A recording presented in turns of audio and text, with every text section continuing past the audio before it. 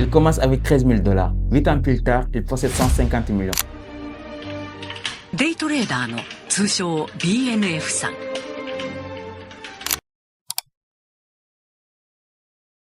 Pas de banque, pas de fonds d'investissement, pas d'équipe d'analyse. Juste lui, un ordinateur et une stratégie presque insultante. Voici l'histoire de Takashi Kotogawa, surnommé BNF. Et vous allez voir ce qui a fait sa fortune. Ce n'est pas ce que la plupart des traders imaginent. Pour comprendre sa stratégie, il faut comprendre son environnement. Takashi est né le 5 mars 1978 au Japon. À cette époque, le pays sort tout juste de l'explosion de sa bulle économique. Les marchés sont effondrés, les actifs ont perdu plus de 70% de leur valeur. On parle même de la décennie perdue. Les investisseurs fuient, leur confiance est brisée. Et Takashi ne vient pas d'une famille riche, pas d'héritage, pas de réseau, pas d'école précieuse. Il grandit dans un environnement modeste. Discipline, travail, simplicité. Une adolescente normale, rien d'extraordinaire. Jusqu'en 1998. Cette année-là, une émission télévisée タイの首都バンコク。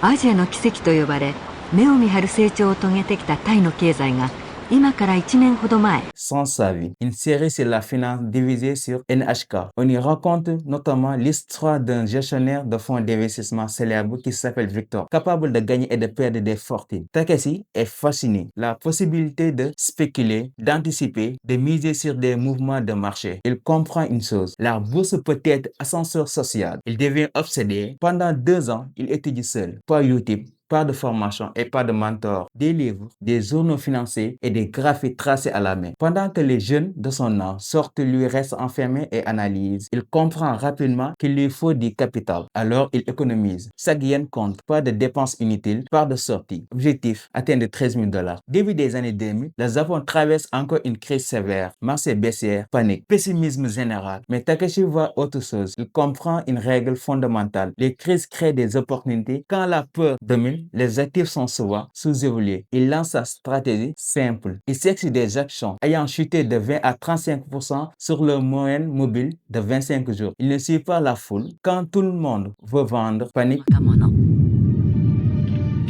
デイトレーダーの通称 BNF さん。8年前に160万円を元手に株の売買を始め、今の資産はなんと210億円。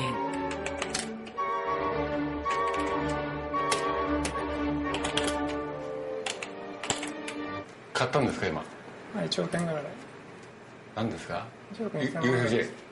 Il observe. Son objectif, jouer le rebond court terme. Ses positions durent entre 2 et 6 jours. Swing trading pur. Mais les débuts sont difficiles. Beaucoup de pertes, capital qui fond, stress intense. Chaque matin, il ouvre son compte et il voit ses économies diminuer. C'est là qu'il comprend 2 choses essentielles. Il doit se concentrer uniquement sur le marché japonais. Il doit trader uniquement les secteurs volatiles. Il réalise qu'il comprend la psychologie japonaise, mais pas celle des autres marchés. Il affine son approche. Il crée un scanner personnalisé, filtre les actions les plus volatiles, repère les anomalies et progressivement, son œil s'entraîne. Avec seulement 15 000 $, il atteint 1 million en quelques mois. Mais le vrai moment historique arrive en 2005.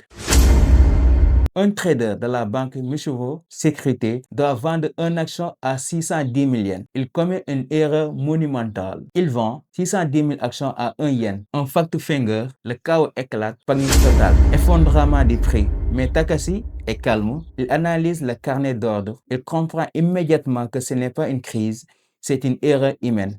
Il achète massivement 70 000 actions, presque 49% de la société.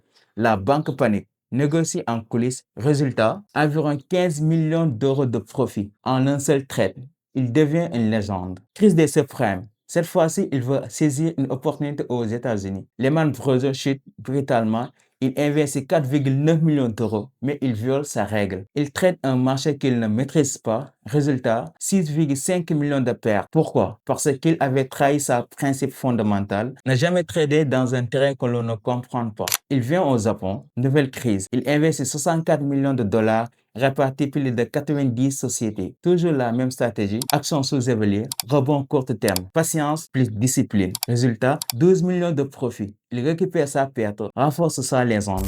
Entre 2014 et 2021, Il change de phase. Immobilier, diversification, investissement stratégique. Il quitte les stress permanents des marchés, contrairement à d'autres traders médiatisés. Il reste discret, pas de show, pas d'ego, pas d'exhibition. Analyse profonde. Ce qui est fascinant chez Takashi,